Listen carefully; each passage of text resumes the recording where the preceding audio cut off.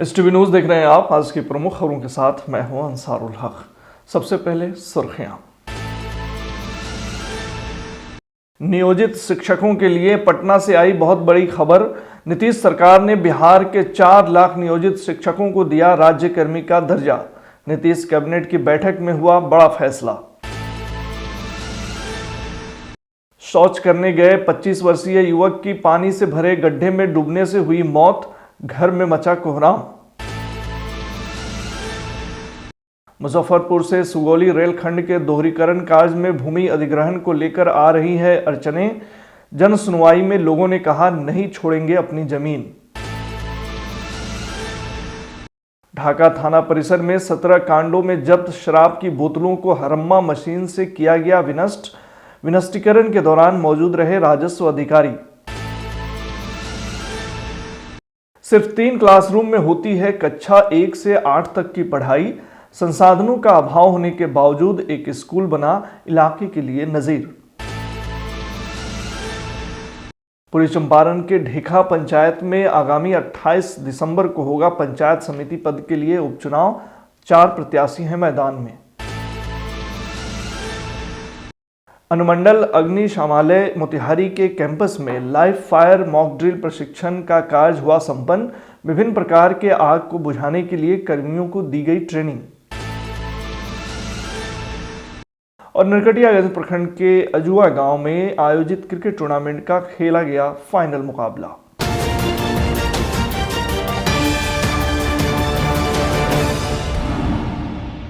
पटना से नियोजित शिक्षकों के लिए आज एक बड़ी खबर आई है। बताया जा रहा है कि नीतीश सरकार ने सूबे के 4 लाख नियोजित शिक्षकों को राज्य कर्मी का दर्जा दे दिया है। खबर के मुताबिक बिहार कैबिनेट की बैठक में कुल 29 एजेंडों पर मुहर लगी है। इसके साथ ही नीतीश सरकार ने नियोजित शिक्षकों से किया अपना वादा पूरा कर दिया है। खबर है कि विशिष्ट शिक्षक के नाम में संशोधन किया गया है और अब नियोजित शिक्षक सहायक शिक्षक कहलाएंगे।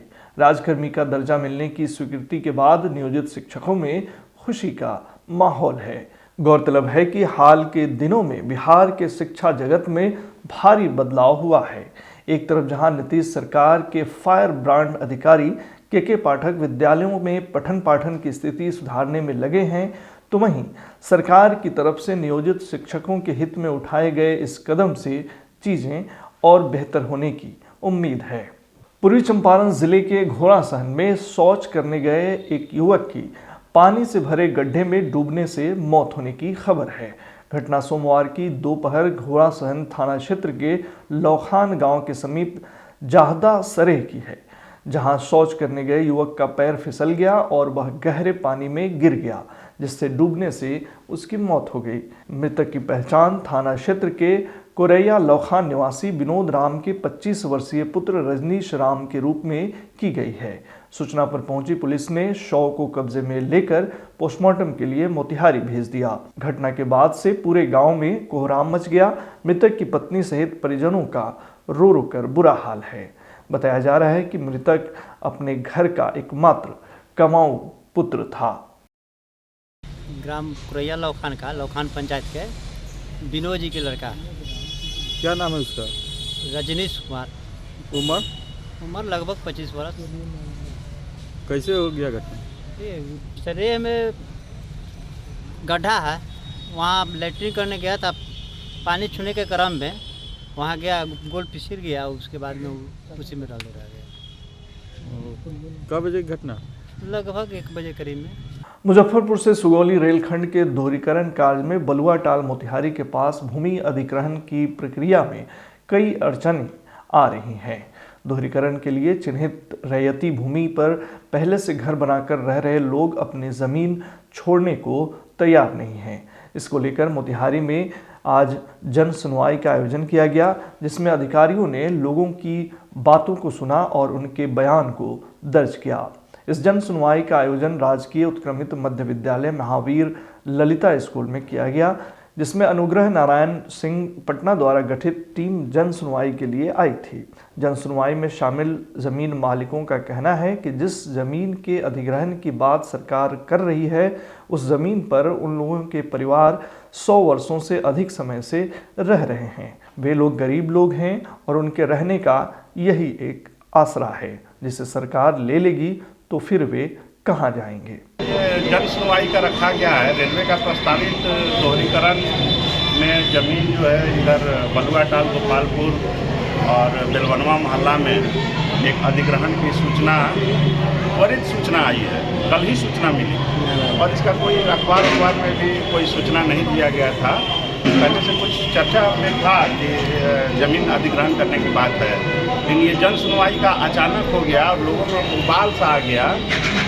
मैं तो सरकार से ये भी प्रार्थना करता हूँ कि पुनर्वास की अगर व्यवस्था कर दी जाए, अगर कहीं पर इकट्ठे, जैसे मोहल्ला पूरा का पूरा मोहल्ला खराब हो रहा है, 300 घर प्रभावित हो रहे हैं, लगभग हम समझते हैं कि 1,500-2 हज़ार का पॉपुलेशन प्रभावित हो रहा है।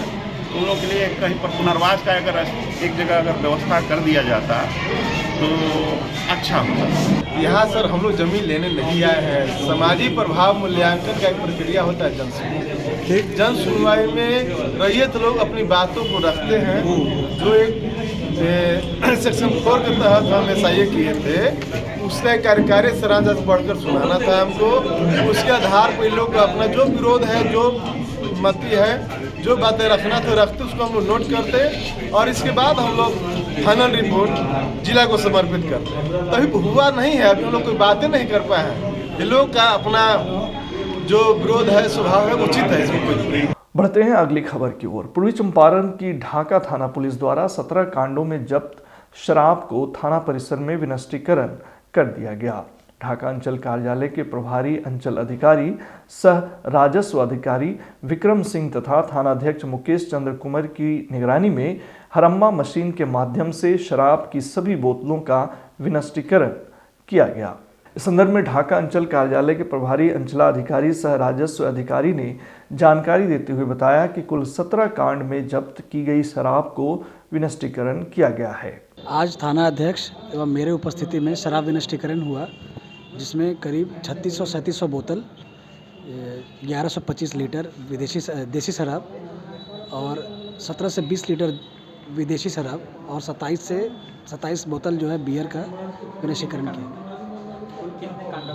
17 केस थे, कुल 17 केस का के मामलों में इतने 1125 लीटर का विनष्टीकरण किया गया। अब बात एक ऐसे सरकारी स्कूल की जहां सिर्फ 3 क्लासरूम हैं और इसी में कक्षा 1 से 8 तक के बच्चे पढ़ने को मजबूर हैं, लेकिन बावजूद इसके यहाँ जो पढ़ाई होती है वह इलाके के लिए एक नज़ीर बना है। सरकारी विद्यालयों में गुणवत्तापूर्ण शिक्षा के लिए सरकार करोड़ों रुपए खर्च कर रही है, मगर बच्चों तक इसका पूरा लाभ नहीं पहुंच पा रहा है। संसाधन, भवन एवं शिक्षकों की कमी से जूझ रहे विद्यालयों में गुणवत्तापूर्ण शिक्षा की कल्पना बेमानी लगती है। पूर्वी चंपारण के केसरिया नगर स्थित राजकीय मध्य विद्यालय केसरिया कन्या में कुछ ऐसी ही स्थिति है। बावजूद इसके यह विद्यालय समस्याओं को दरकिनार कर बच्चों को गुणवत्तापूर्ण शिक्षा दिलाने के लिए प्रयासरत है। मंगलवार को STV न्यूज़ की टीम ने केसरिया पुरानी बाजार स्थित राजकीय मध्य विद्यालय केसरिया कन्या का जायजा लिया। यहाँ प्रधान शिक्षक वासुदेव राम एक वर्ग कक्ष में बच्चों को पढ़ाते हुए मिले। बच्चों व शिक्षकों के बारे में पूछने पर उन्होंने बताया कि विद्यालय में कुल 497 बच्चे नामांकित हैं, जिनमें से कुल 282 बच्चे उपस्थित हुए हैं, जबकि उन्हें पढ़ाने के लिए मात्र 5 शिक्षकों की नियुक्ति है। मौके पर 5 शिक्षक उपस्थित पाए गए, जबकि रसोइया रसोई घर में बच्चों को मध्याह्न भोजन बनाती मिली। इस विद्यालय में बच्चों को गुणवत्तापूर्ण शिक्षा व्यवस्था को देख प्रभावित होकर Indian institute of management Ahmedabad की टीम विगत वर्ष जनवरी में 7 सदस्यीय टीम इस विद्यालय में जानकारी लेने पहुंची थी, जिसको लेकर इलाके में काफ़ी चर्चा हुई थी। लेकिन इस विद्यालय की खस्ता हाल का सूद लेने वाला कोई नज़र नहीं आ रहा। आज भी इस विद्यालय में मात्र 3 क्लासरूम हैं और इसी क्लासरूम में कक्षा 1 से 8वीं तक के बच्चों को शिक्षक पढ़ाने को मजबूर हैं। हालांकि इस विद्यालय को पूर्वी चंपारण जिला शिक्षा पदाधिकारी और समग्र शिक्षा अभियान के जिला कार्यक्रम पदाधिकारी जैसे कई आला अधिकारी दौरा कर चुके हैं और विद्यालय में गुणवत्तापूर्ण शिक्षा को देखकर काफ़ी प्रसन्न हुए। इसके बावजूद आज भी विद्यालय अपने मूल संसाधन से कोसों दूर है, विद्यालय के सहायक शिक्षक ओम प्रकाश सिंह ने बताया कि शैक्षणिक भ्रमण के दौरान विद्यालय के कई बच्चों ने तत्कालीन जिलाधिकारी शीर्षद कपिल अशोक से मिलकर विद्यालयों के समस्याओं से अवगत कराया था और विद्यालय आने का उन्हें न्योता भी दिया था। तब जिला पदाधिकारी ने विद्यालय आने और विद्यालय के भवन निर्माण का भी आश्वासन दिया था, लेकिन आज भी इन आश्वासनों का विद्यालय और बच्चों को इंतजार है। मैं वासुदेव राम, प्रधानाध्यापक राजकीय मध्य विद्यालय केसरिया कन्या में पदस्थापित हूँ। आप यहाँ आए, हम लोगों को बहुत अच्छा लगा। मेरे विद्यालय में 497 बच्चे हैं। आज की उपस्थिति 282 है। उस मेरे विद्यालय में 3 रूम ही हैं, 3 वर्ग कक्ष हैं। उसी में ही हम लोग वर्ग का संचालन करते हैं। मेरे विद्यालय में जिला शिक्षा पदाधिकारी महोदय और डीपीओ साहब भी आ चुके हैं। वे सभी लोग यहाँ के शिक्षा दीक्षा से बहुत प्रभावित हैं। उसके बावजूद भी हम लोगों के यहाँ साधन की कमी है, लेकिन सीमित साधन में ही हम लोग अपना वर्ग संचालन और शैक्षणिक माहौल बनाए हुए हैं। यह विद्यालय सीमित संसाधन में भी एक नई शैक्षणिक रोशनी पैदा कर रही है, जिसकी चर्चा यहाँ पर इलाके में भी है। और कम संसाधन में भी हम लोग बेहतर कर रहे हैं, लेकिन संसाधन को पूरा करने के लिए बच्चों को व्यापक मात्रा में बेंच डेस्क के अभाव है, जिसको हमने सर को यानी जिला शिक्षा पदाधिकारी महोदय को, जिला कार्यक्रम पदाधिकारी महोदय को लिखित रूप से भी दिया है। भवन की कमी है, मात्र 3 वर्ग कक्ष है और इन सारी सीमित संसाधनों के बीच भी हम अच्छे कर रहे हैं। सर के द्वारा जिला कार्यक्रम पदाधिकारी जो हेमचंद जी हैं, संजय सर जो हमारे जिला शिक्षा पदाधिकारी हैं और तत्कालीन जिला पदाधिकारी शीर्षद कपिल अशोक सर, सबने आश्वासन किया कि यहाँ सभी की समस्याओं का हम दूर करेंगे, निराकरण करेंगे, लेकिन अभी तक धरातल पर कोई काम नहीं हुआ है। मैं साहिल कुमार राजकीय मध्य विद्यालय के सैया कन्या के छात्र मीना मंच से प्रेरक। मैं कहना चाहता हूं कि मेरे स्कूल में अच्छे पढ़ाई होता है, लेकिन ब्रेंच के बिल्डिंग की कमी है, ब्रेंच की कमी है। एक ही रूम में 3 कमरे हैं, एक ही रूम में 7, 8 बैठते हैं। इसीलिए मैं बोला हम लोग के स्कूल में विद्यालय में कितने मंत्री, कितने डीएम, डीओ, बीओ सर से भी बोले थे, तो बोले कि हाँ हो जाएगा। अभी तक नहीं हुआ, क्योंकि हम सब बच्चे खिड़की पर नीचे बोरा बिछाकर बैठ सकते हैं और पढ़ के जाते हैं सब, और बोलते हैं कि हो जाएगा, लेकिन अभी तक नहीं हुआ। मैं चांदनी कुमारी राजकीय मध्य विद्यालय के सरिया कन्या की छात्रा हूँ। मैं बाल संसद की प्रधानमंत्री हूँ। हमारे विद्यालय में बहुत सारी चीज़ की समस्या है, जो हम लोग मतलब 3 रूम है और हम लोग 3 रूम की वजह से बहुत सारे बच्चे आते हैं। जब शुक्रवार पड़ता है, चाहे कोई भी दिन, बहुत सारे बच्चा जब आ जाते हैं तो ब्रेंच की कमी, रूम की बैठने की कमी, तो हम सभी नीचे बोरा बिछाकर बैठते हैं। बिल्डिंग की बहुत कमी है। डीओ सर से, डीएम सर से, यहाँ तक कि श्री शीर्षद कपिल अशोक जी हैं, उनसे भी हम लोग मिले थे और बोले थे कि बिल्डिंग की कमी है, लेकिन आज तक उन्होंने बोला कि हाँ हम लोग करवा देंगे, ये सब व्यवस्था हो जाएगा, लेकिन अभी तक ये सब व्यवस्था नहीं हो पाया। हम उन लोग से बहुत सारे पदाधिकारी आए, उनसे बोले कि हम लोग के स्कूल में बहुत सारे ब्रेंच की कमी है, भवन की कमी है। जब बच्चे आ जाते हैं तो कहीं उधर बैठते हैं, कभी खिड़की पे बैठ के पढ़ते हैं। हम लोग के विद्यालय में बहुत अच्छे पढ़ाई होते हैं, लेकिन बिल्डिंग की कमी है, बहुत सारी चीज़ की कमी है। आप लोग से, उन लोग से निवेदन भी किए थे, लेकिन अभी तक उन लोग कुछ करवाए नहीं। सिर्फ बोलते हैं कि हाँ हो जाएगा बाबू, हो जाएगा, लेकिन अभी तक नहीं करवाए। पूर्वी चंपारण स्थित केसरिया प्रखंड के ढेखा पंचायत में आगामी 28 दिसंबर को होने वाले पंचायत समिति उपचुनाव को लेकर सरगर्मी तेज हो गई है। केसरिया स्थित ढेखा पंचायत में सभी प्रत्याशी अपनी अपनी जीत का दावा कर रहे हैं। बताया जा रहा है कि इस चुनाव में कुल 4 प्रत्याशी अपनी किस्मत आजमा रहे हैं, जिसमें भोला सिंह का नाम भी शामिल है। आज STV न्यूज़ से बात करते हुए भोला सिंह ने अपनी जीत का दावा किया।